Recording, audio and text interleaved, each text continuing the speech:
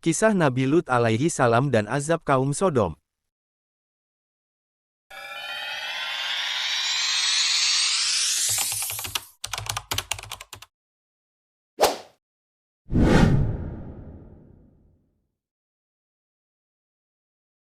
Semoga yang subscribe diberikan pahala oleh Allah Subhanahu wa Ta'ala.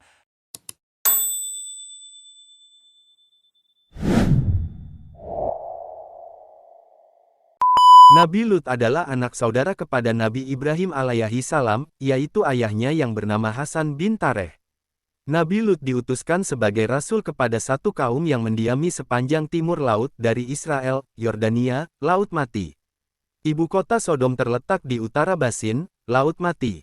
Hampir keseluruhan kaum ini mengamalkan gaya hidup songsang, yaitu melakukan hubungan kelamin sesama sejenis yaitu lelaki dengan lelaki yakni meninggalkan perempuan. Perbuatan ini merupakan sesuatu penyelewengan fitrah yang amat buruk.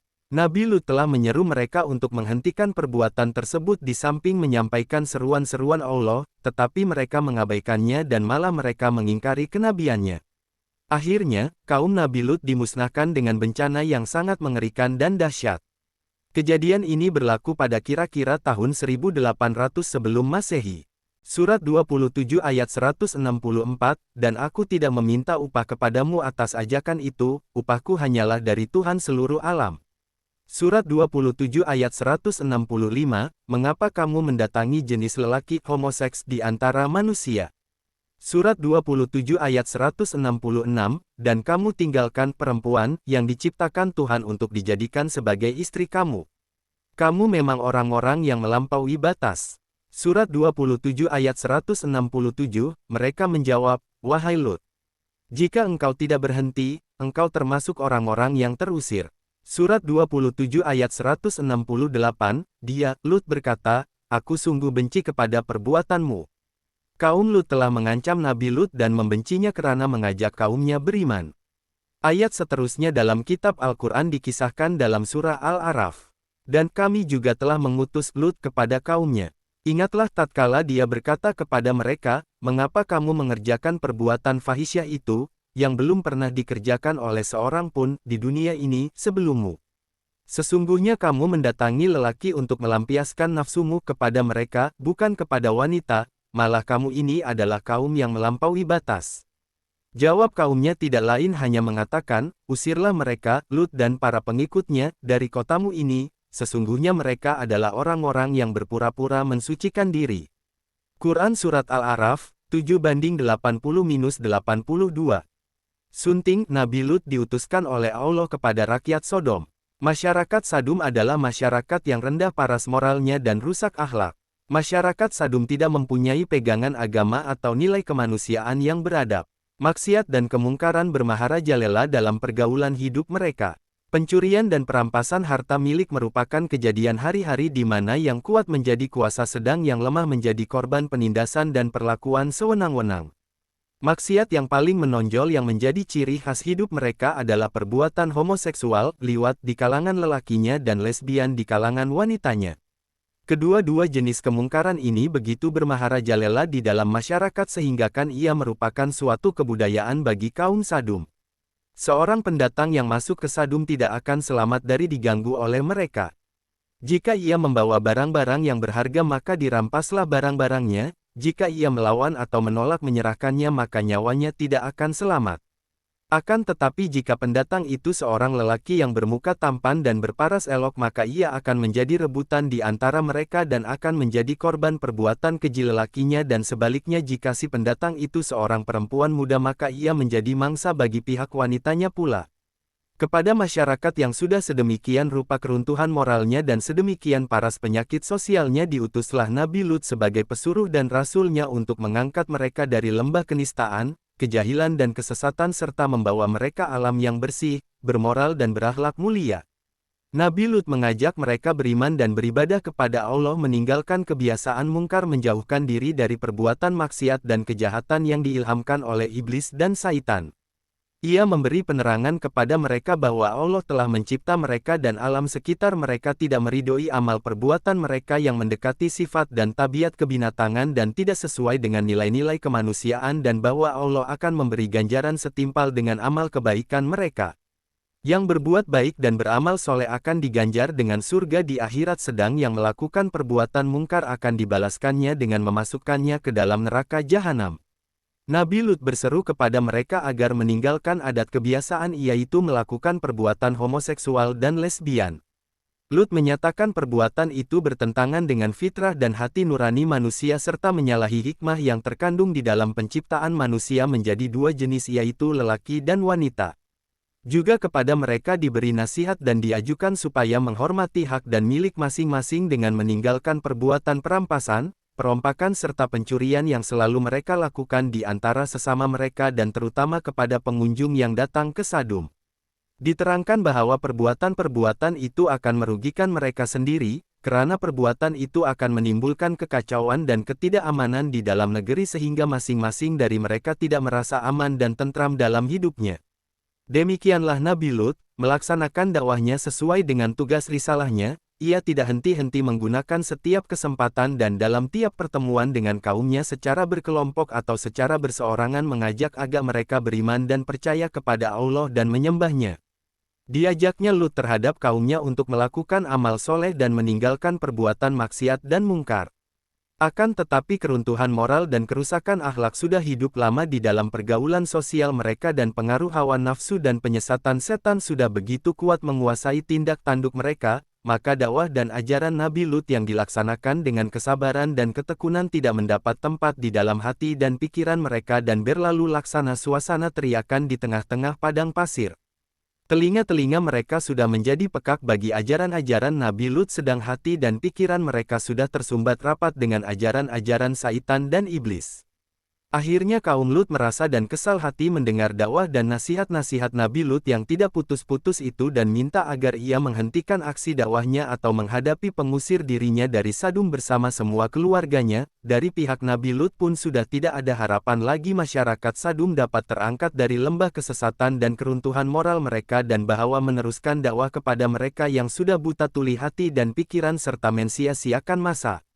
Ubay satu-satunya, menurut pikiran Nabi Lut untuk mencegah penyakit akhlak itu yang sudah parah itu menular kepada tetangga-tetangga dekatnya, Allah dengan membinasakan mereka dari atas bumi sebagai pembalasan ke atas terhadap kekerasan kepala mereka juga untuk menjadi ibrah dan pengajaran umat-umat di sekelilingnya. Beliau memohon kepada Allah agar kepada kaumnya masyarakat Sadum diberi pengajaran berupa azab di dunia sebelum azab yang menanti mereka di akhirat kelak. Tetamu Nabi Ibrahim dan Nabi Lut. Permohonan Nabi Lut dan doanya diperkenankan dan dikabulkan oleh Allah Subhanahu wa Ta'ala. Dikirimkanlah kepadanya 3 orang malaikat menyamar sebagai manusia biasa. Mereka adalah malaikat yang bertemu kepada Nabi Ibrahim dengan membawa berita gembira atas kelahiran Nabi Ishak, dan memberitahu kepada mereka bahwa dia adalah utusan Allah dengan tugas menurunkan azab kepada kaum Lut penduduk kota Sodom. Dalam kesempatan pertemuan mana Nabi Ibrahim telah mohon agar penurunan azab atas kaum Sodom ditunda, kalau-kalau mereka kembali sedar mendengarkan dan mengikuti ajakan Lut serta bertaubat dari segala maksiat dan perbuatan mungkar. Juga dalam pertemuan itu Nabi Ibrahim memohon agar anak saudaranya, Lut diselamatkan dari azab yang akan diturunkan ke atas kaum Sodom. Permintaan mana oleh para malaikat itu diterima dan dijamin bahwa Lut dan keluarganya tidak akan terkena azab. Para malaikat itu sampai di Sadum dengan menyamar sebagai lelaki muda yang berparas tampan dan badan yang berotot, tegap dan sasa tubuhnya. Dalam perjalanan mereka hendak memasuki kota, mereka berselisih dengan seorang gadis yang cantik dan ayu sedang mengambil dari sebuah perigi. Lelaki muda, malaikat bertanya kepada si gadis kalau-kalau mereka diterima ke rumah sebagai tetamu.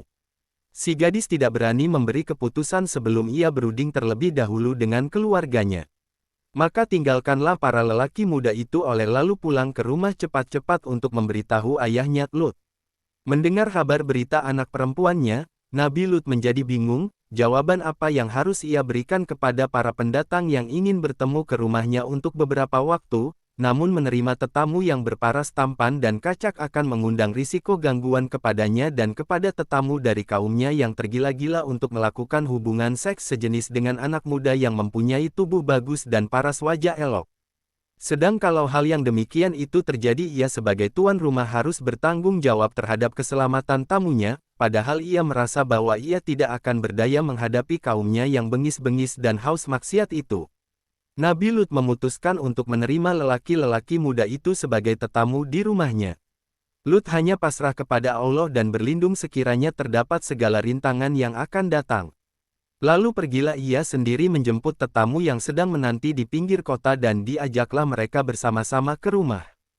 Ketika itu, kota Sodom sudah diliputi kegelapan dan manusia sudah nyenyak tidur di rumah masing-masing. Nabi Lut telah pun berpesan kepada istri dan kedua putrinya agar merahasiakan kedatangan anak-anak lelaki muda itu. Jangan sampai terdengar dan diketahui oleh kaumnya. Namun, kedegilan istri Nabi Lut, yang juga sehaluan dan sependirian dengan penduduk Sadum, telah membocorkan berita kedatangan tetamu Lut kepada mereka. Berita kedatangan tetamu Lut tersebar kerana istri Nabi Lut. Datanglah beramai-ramai lelak lelaki Sodom, yang buta seks ini, ke rumah Nabi Lut, berhajat untuk memuaskan nafsu seksual mereka, setelah lama tidak mendapat anak muda. Berteriaklah mereka memanggil Lut untuk lepas anak-anak muda itu, agar diberi kepada mereka untuk memuaskan nafsu. Dengar teriakan mereka, Nabi Lut tidak membuka pintu bagi mereka dan berseru agar mereka kembali ke rumah masing-masing dan jangan mengganggu tetamu yang datangnya dari jauh yang sepatutnya dihormati dan dimuliakan. Mereka diberi nasihat agar meninggalkan perbuatan kebiasaan mereka yang keji itu. Perbuatan mereka yang bertentangan dengan fitrah manusia dan kudrat alam di mana Allah telah menciptakan manusia berpasangan antara lelaki dengan perempuan untuk menjaga kelangsungan perkembangan umat manusia sebagai makhluk yang termulia di atas bumi. Nabi Lut berseru agar mereka kembali kepada istri-istri mereka dan meninggalkan perbuatan maksiat dan mungkar yang tidak senonoh, sebelum mereka dilanda azab dan siksaan Allah.